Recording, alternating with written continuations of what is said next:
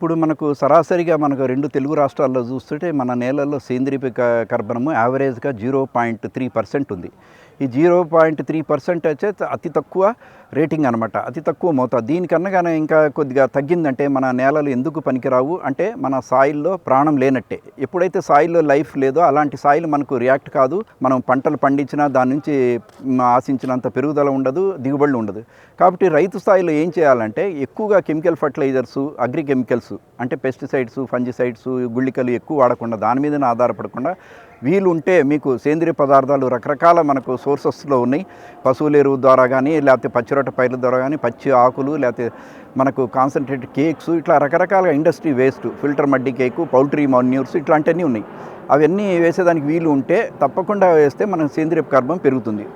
అలాంటిది కనుక ఛాన్స్ లేదు అనుకుంటే వివిధ కారణాల వలన కాస్ట్ ఎక్కువైతుంది, లేబర్ డిమాండ్ ఉంది, లేబర్ కాస్ట్ ఎక్కువ ఉంది కాబట్టి చేయలేనప్పుడు రైతు స్థాయిలో ఏం చేయాలంటే ముఖ్యంగా మన తెలంగాణలో కాటన్ ఏరియా ఎక్కువ ఉంది. మరి ఈ కాటన్ అనేది ఒక కాల పంట కాబట్టి 6 నెలల తర్వాత మనం పత్తి కట్టెలను అలాగే వదిలేసి మనం ఉంచేస్తాం. అలా ఉంచకుండా రైతు సోదరులు ఏమంటే పత్తి రైతులు వాళ్ళ కాటన్ స్టాక్స్ కట్ చేసి దాన్ని బయోచార్గా తయారు చేసుకుంటే చాలా అద్భుతంగా ఉంటుంది.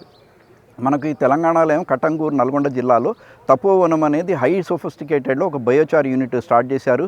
వాళ్ళు ఆ నల్గొండ జిల్లాలో ఎవరైతే పత్తి పండిస్తున్నారో వాళ్ళని రిజిస్టర్ ఫామ్గా చేసుకొని వాళ్ళు ఆ పత్తి పంట అయిన తర్వాత కట్టెలను అక్కడే సేకరించేసి వాళ్ళ అది తపోవనం యూనిట్ దగ్గర తీసుకొచ్చి దాన్ని బయోచార్ చేసేసి మళ్ళీ వాళ్ళకు రైతులుగా బయోచార్ ఇస్తున్నారు. ఆ బయోచార్ ఇచ్చిన దానివల్ల వాళ్ళు మళ్ళీ పొలాలకు వేసుకుంటే వాళ్ళ పొలాలు బాగా ఉంటాయి. తర్వాత నెక్స్ట్ క్రాప్ దాని ఇంప్రూవ్మెంట్ ఉంటుంది. ఎందుకంటే ఈ బయోచార్ అనేది మనకు న్యాచురల్ ఫార్మింగ్ కూడా ఒక కాంపోనెంట్గా యూజ్ చేయొచ్చు. ఎందుకంటే ఈ న్యాచురల్ ఫార్మింగ్లో మనము ఎక్కువగా న్యాచురల్ మెటీరియల్స్ వాడతాం కాబట్టి బయోచార్ కూడా న్యాచురల్ మెటీరియల్. ఎందుకంటే ఇది బయోమాస్ నుంచే వచ్చింది. మనకు క్రాప్ రెసిడ్యూ నుంచి ట్రీ వేస్ట్ నుంచి వచ్చింది కాబట్టి ఇది కూడా ఒక బయోమాస్ కాబట్టి దీంట్లో న్యాచురల్ ఫార్మ్లో కూడా ఇది ఒక కాంపోనెంట్గా యూజ్ చేయొచ్చు.